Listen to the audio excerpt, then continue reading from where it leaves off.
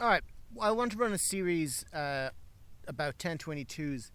Basically, we're going to go from a pretty much stock 1022 like this and replace parts on it one or two at a time, just to upgrade it to something with a better chassis, better stock, and make it a more accurate build.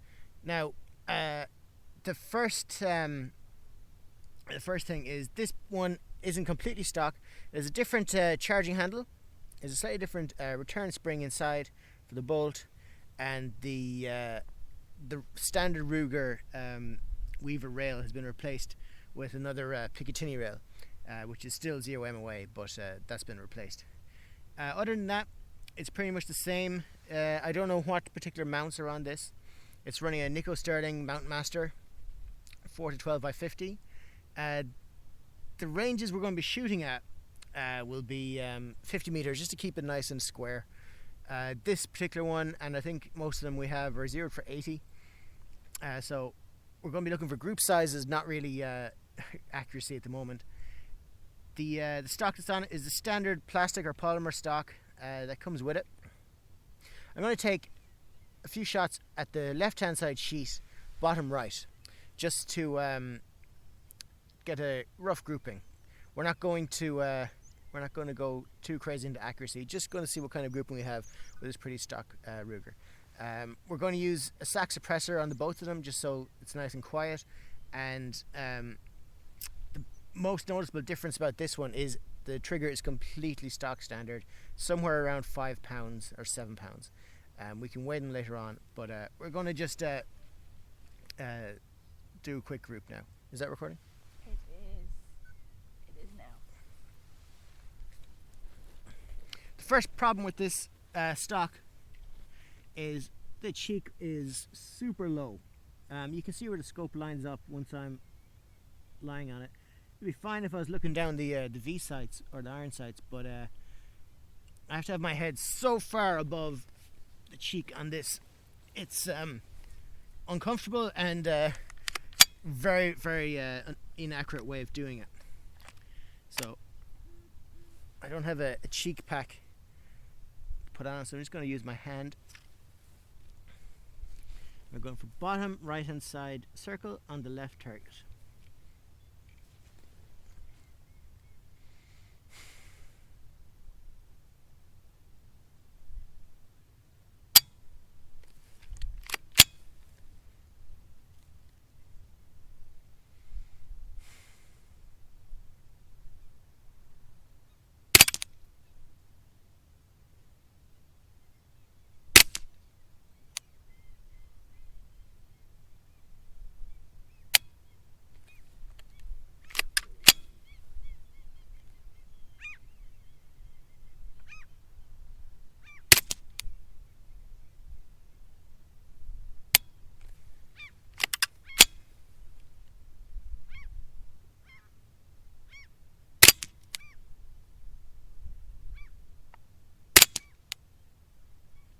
Okay.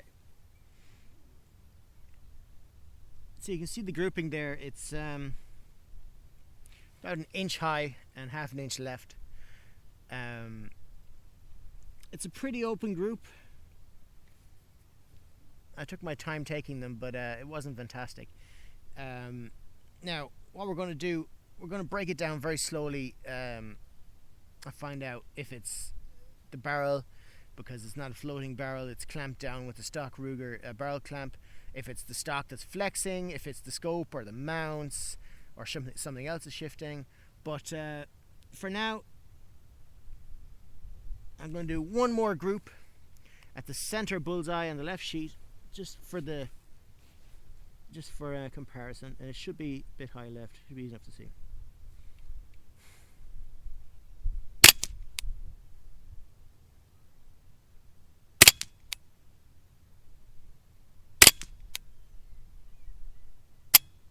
Okay, so you have a 3-shot group there. It looks about half an inch, maybe a little bit more, at 50 meters. So that's going to be we'll average this out to the other group, and that's going to be our comparison. You're not going to get many flyers or many inconsistencies with the C-size subsonics. So we'll just take an average of the two groups there, and we'll take that. So that was a 5-round group, I think, and a 3-shot group. So we're going to do the same now with the other rifle. We're going to swap the suppressor over.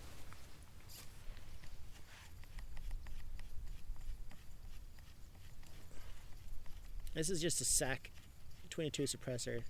It's been cleaned, and it doesn't seem to affect group size very much. Okay, so this is the other end of the scale. We have a 1022 in an aluminium AR receiver, which lets you bolt on AR parts like the buffer tube, the CTR stock, nice Yankee Hill diamond handguard, and a nice tacky overmolded hole grip. The trigger's been modified down to, I think it's 2 and a bit pounds, and it's a Tactical Solutions 15 MOA rail, UTG riser blocks, Burris XTR rings, and a Falcon Optics 4-14x44 scope. Again, the bipod is just a standard eBay bipod. I don't think they're more than 30 or 40 euro. And because the whole thing with this is I want to try and get as much accuracy out of it as possible without having to spend a lot of money on it. So we'll be trying this stock and some other different stocks. So what we're going to do is load up this mag, and the only real internal difference is it is a stock 1022 trigger. There's no aftermarket parts on the trigger, no new series of springs, pins, anything like that.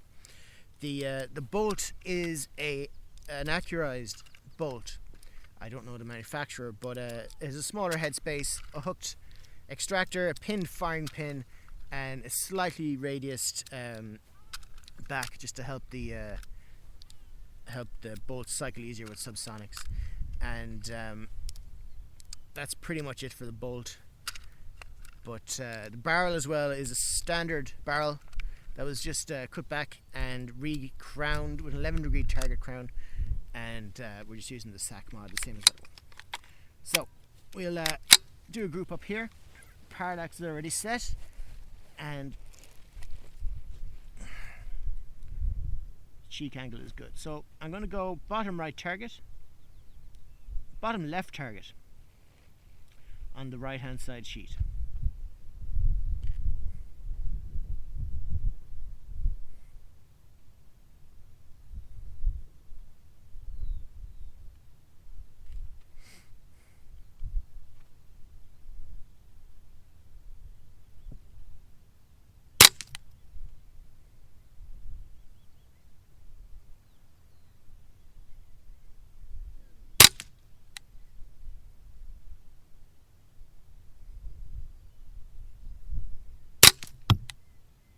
Okay, that's a 3-shot group there. I'm going to go middle target, right hand side sheet, for a 5-shot group.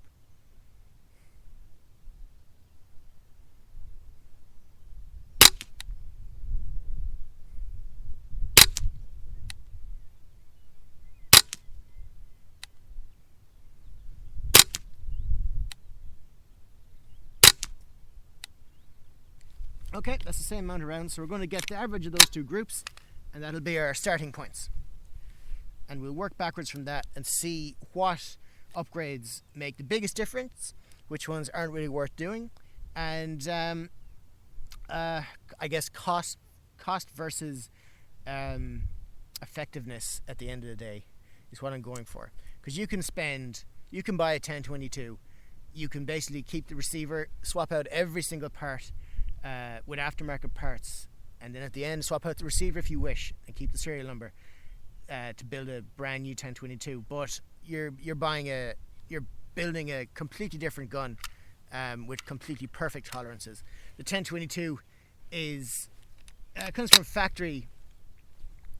It's mass produced. It's one of the most loved guns in the world for rimfire, and it does the job well. But as for accuracy out of the box, it's not fantastic. It'll get you there. But we'll just run through what is the best things to upgrade first. Some people say, oh, definitely your trigger. Get a trigger. Spend €300 on a kid trigger or one of the other ones. They say, oh, put a bull barrel on there. spend 100-200 euro on a bull barrel. We'll see how it goes. This one has no expensive parts except for the receiver here, but this aluminium receiver could be swapped out for any other solid free floated chassis. So we'll go up now and we'll just take a quick look at the measurements, and we'll measure them out, and this is going to be our baseline for the rest of the series. Now that we're back, I want to just go through some of the main differences between these two guns, and from firing them, the biggest problems that I think are affecting them at the moment. Mostly with this guy here, because this one is fitted to me, so I can just take this one off the table. But the biggest problem that I see straight away from using it is the cheek height is not even close. This particular scope does have a parallax adjustment, which means you can remove, you basically line up the image of the target with the crosshair in your gun, so that when you shift your head up and down, left and right, you get no movement. This can also be fixed with a proper cheek rest, that you're always looking through the center of the scope, so you're never going to get a shift of image. But with this one, the target was 50 meters. This thing got its best parallax. I mean, these never line up anyway, but it says it's got its best parallax at about 40 yards, which is wrong. But it just shows don't ever trust those. If you get a good cheek rest and brought it up to level, straight away you get more accurate with these guys. I mean, if you're sneaking up on a rabbit or doing however you want to shoot it, if you're not going to be in the same position on the rifle every single time, you're going to have issues. It's as simple as that. The next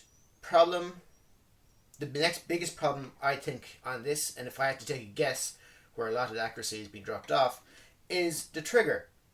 Now, this is the stock Ruger trigger. You can see the chamber is empty. What I'm going to do, I'm just going to put a gauge on it real quick. I'm just going to get a quick reading.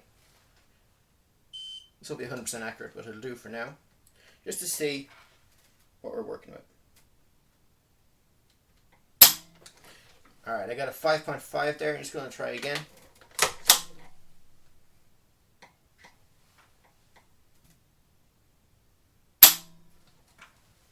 Got a 4.5.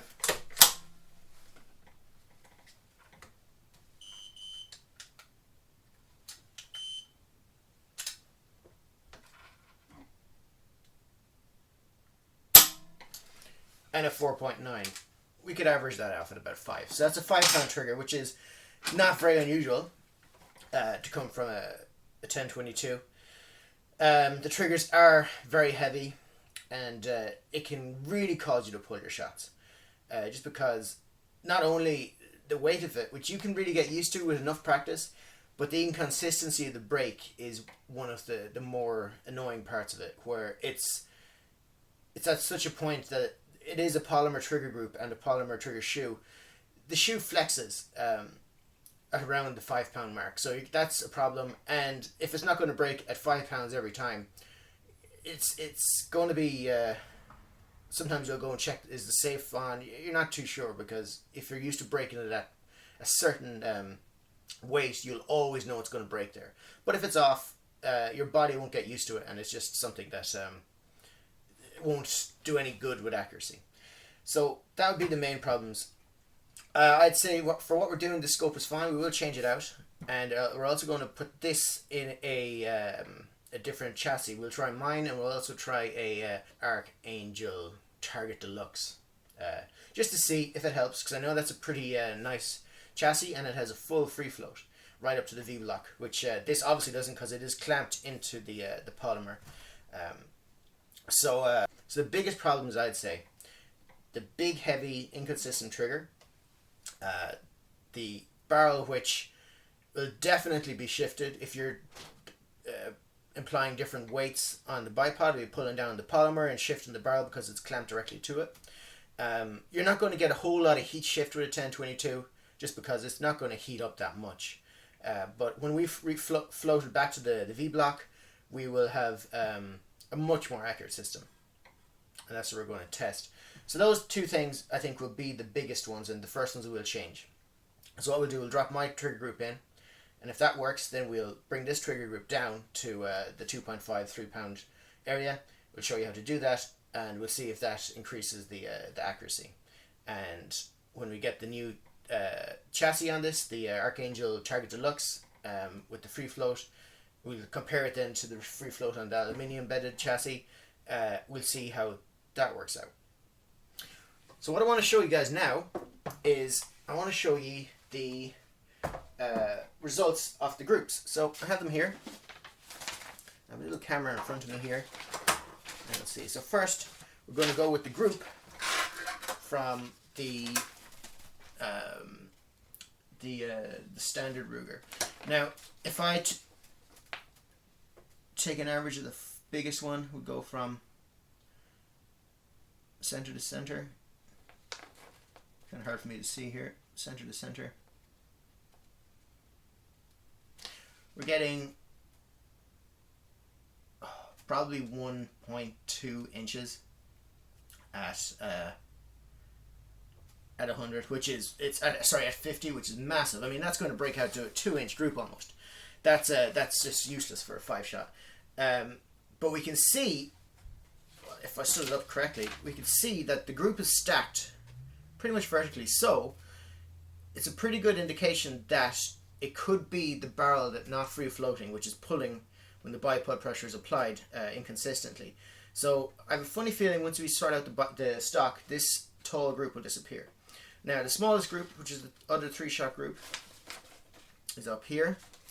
And if I measure the widest part, again, it is center to center. Just over half an inch, probably 0.51. And that's nice. It'd be nice to get it a little bit tighter, but because it's only 50 meters, it should all be pretty much tearing into the hole of the bullet previous. So we have an inch, just over an inch, and just over half an inch for the 3 and 5 shot groups. So we'll go to the other gun, and then we'll take a look. So the first group was a 3-shot group. Go for the longest to longest center. There.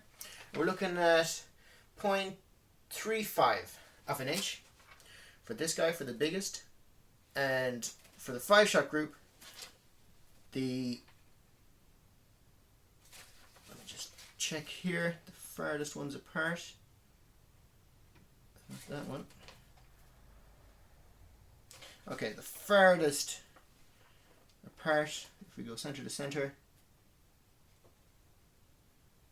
just about here,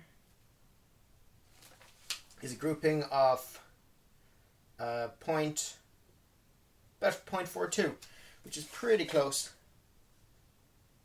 to what we got for the other one, which isn't bad. So it's 0.42 in each direction, slightly less than the elevation side. So yeah, we're getting about a 0.42 at 50 meters. Not fantastic, but you have to remember this whole series is going to be about what you can do with your own 1022 without buying a lot of expensive parts from different manufacturers to improve the quality. So we're going to hang on to the two of these, and we'll record the other video where we change out the chassis and the trigger, leave everything else the same, and we'll see how that impacts it. And then after that, we'll go to different components, like we'll change out the bolts, we'll change out the barrel, we'll change out the rail and everything, because there's little inconsistencies with everything to do with most guns, and one of the ones that gets me is the paint or the finish that's on the 1022 receiver.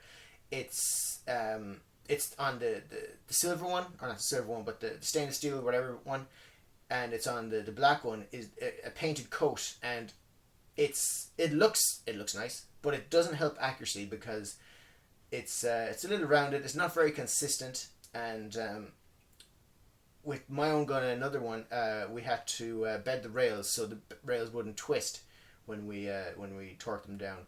But that's all for this. You can see the group was basically this one is almost doing twice the group size of my own upgraded 1022.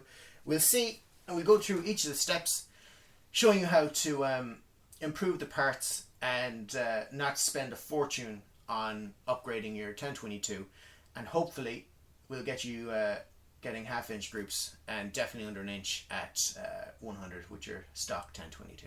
Thanks for watching. We'll have more episodes in this over the next couple of days when we get out to record them. Thanks and bye.